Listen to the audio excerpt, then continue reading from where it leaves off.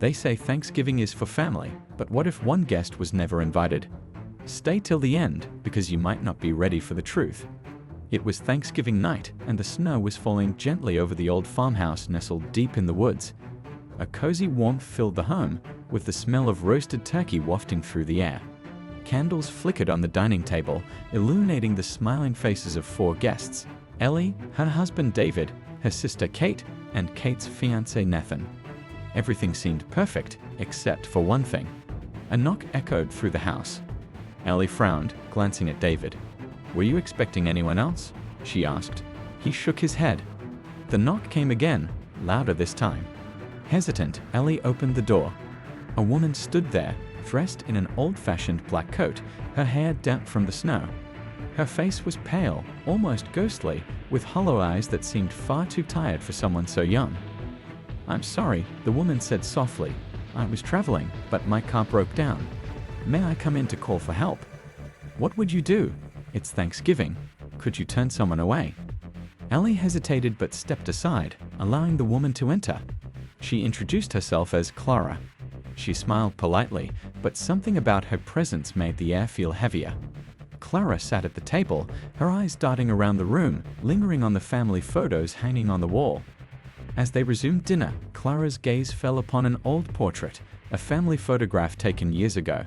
She stared at it, her face suddenly pale. "What's wrong?" Ellie asked. Clara pointed at the photo. "That man, he looks familiar." David leaned closer. "That's my grandfather," he said. "He built this house." Clara's voice trembled. "I knew him a long time ago." The room fell silent. "That's impossible," David said. "He passed away decades ago." Clara's lips curled into a cold smile. "I know." The lights flickered, plunging the room into darkness for a moment. When they returned, Clara's chair was empty. "Would you stay calm or run while you still can?" Panic filled the room. Ellie and David searched the house frantically, but Clara was gone. The only thing left behind was a single damp footprint leading to the attic door. David grabbed a flashlight and cautiously opened the creaking door to the attic. Dust particles floated in the cold air. As they climbed up, they found something horrifying: old, tattered clothes, a journal, and bones. Ellie picked up the journal and flipped through its fragile pages. The final entry read, "I was betrayed on Thanksgiving. He promised me the world, but left me to die. Now I return each year, waiting for someone to remember, to pay." Ellie gasped. "This isn't possible. This is written in my grandfather's handwriting." Suddenly, Clara appeared at the attic door, her face twisted with rage. "He left me to die. And now it's your turn to suffer." David tried to reason with her, but it was useless. The candles blew out. Darkness enveloped the room. In the chaos, they heard Clara whisper, "You can't escape the past."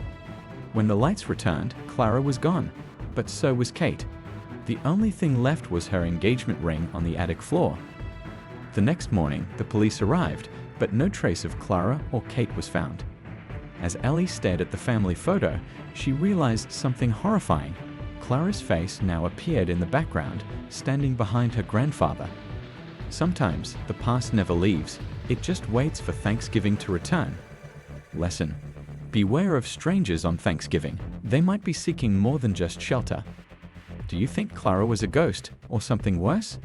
Comment your thoughts below, and don't forget to like, share, and subscribe. You might not want to miss the next story, or maybe you'll be part of it. You've heard of Thanksgiving dinner, but what if the last guest at your table never leaves? Stay with us to the end of the video to uncover the spine-chilling truth. It was the kind of Thanksgiving dinner Lucy had always imagined. The table was filled with family and friends, laughter and warmth, the smell of turkey and pie lingering in the air. The fire crackled in the hearth, casting flickering shadows against the walls of the old cabin. But as the clock struck midnight, the mood began to change. The jovial atmosphere was replaced by a creeping unease. Lucy, her brother James, and their friends had been telling stories long after the meal was finished, but one particular story from James seemed to unsettle everyone. Maybe it wasn't the story, maybe it was the place. James began the tale. "It's about this very cabin," he said, his voice dropping to a whisper. A long time ago, a man named William Parker built this cabin. Every year, he hosted a grand Thanksgiving feast. But in one year, something sinister happened. After the guests finished eating, they began to disappear one by one. No one ever saw them again. It was like they were swallowed by the very woods outside. Everyone looked at each other nervously. Was it just a story? Or was it more? Lucy laughed it off, though her smile seemed forced. Yeah, right, James. A spooky story to end the night. But just as she was about to say more, the door to the kitchen slammed shut with an unnerving bang. What the hell? Sarah said, jumping to her feet. James, ever the brave one, stood up. I'll check it out. He grabbed a flashlight and headed toward the kitchen. Lucy followed him, trying to shake off the unease creeping up her spine. But when they opened the door to the kitchen, there was nothing there. The room was empty, except for a broken plate on the floor. This is just weird, James muttered as he bent to pick it up. But Lucy wasn't looking at the plate. She was staring out of the window. Outside, there was someone, standing in the darkness. A figure. James, who's that? Lucy whispered, her voice trembling. James followed her gaze.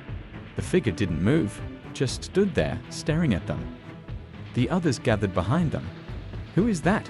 Sarah asked, her voice barely above a whisper. Without saying another word, James opened the door, his flashlight beam cutting through the darkness. Hello, he called out, but the figure didn't respond. As James stepped onto the porch, the flashlight illuminated the spot where the figure had stood, but it was empty. It's gone, James said, stepping back into the cabin, but as he turned around to close the door, his eyes went wide. Wait, Lucy's voice was shaky as she whispered, James, it's not gone. It's right behind you. James spun around, but the porch was empty again. His heart raced. He turned back to Lucy, but the door slammed shut behind him, trapping him outside. Lucy screamed and rushed to the door, but it wouldn't budge. The firelight flickered, casting strange shadows around the room. She spun around, searching the room for any sign of her friends, but they were gone. But where had they gone? Lucy's breath quickened as the room grew colder. Suddenly, the lights flickered and went out, leaving them in complete darkness. Then, from the blackness, a voice spoke, a voice that made her blood run cold. Thank you for the dinner. I've been waiting for this moment. A figure stepped from the shadows. It was the man from outside, the one who had never spoken, but now his face was clear. William Parker. You're the guest who never left, Lucy whispered, her voice barely audible. I was never meant to leave, William replied, his voice low and chilling. I've been waiting for Thanksgiving, for the time when the cabin fills again. But this year, he stepped closer, his eyes cold. I've decided that this will be my last feast. Suddenly, the fireplace erupted with a flash of flames. When the light dimmed, the figures of Lucy's friends were nowhere to be seen. Lesson: never invite the wrong guest to your table. Some guests never leave, and sometimes they can never be sent away. Would you have invited the last guest in your story? Tell us what you think happened next in the comments. Don't forget to like, share, and subscribe if you dare. Do you think Mia should have trusted her instincts? What would you have done if you were in her shoes? Let us know in the comments below. Don't forget to like, share, and subscribe. And next time, think twice before you open your door. What would you do if someone showed up uninvited to your Thanksgiving dinner? And what if they never left, even after everything was over? Stick around until the end to discover the chilling truth. It was Thanksgiving night, and Maya was hosting her first big dinner party in her new apartment. She had invited a few friends and family to join her for the holiday feast. The table was set, the turkey was roasting, and everything seemed perfect. But little did she know, this would be the Thanksgiving she would never forget.